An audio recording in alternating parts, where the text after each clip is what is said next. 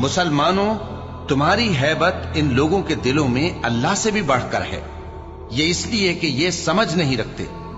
یہ سب جمع ہو کر بھی تم سے نہیں لڑ سکیں گے مگر بستیوں کے قلعوں میں پناہ لے کر یا دیواروں کی اوٹ سے۔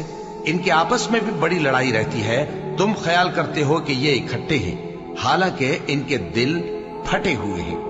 یہ اس لیے کہ یہ بے عقل لوگ ہیں۔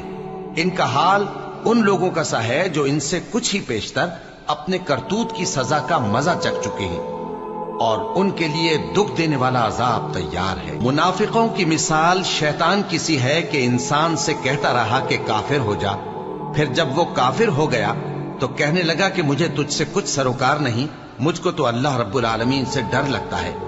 تو دونوں کا انجام یہ ہوا کہ دونوں دوزخ میں جائیں گے، ہمیشہ اس میں رہیں گے، اور بے انصافوں کی یہی سزا ہے۔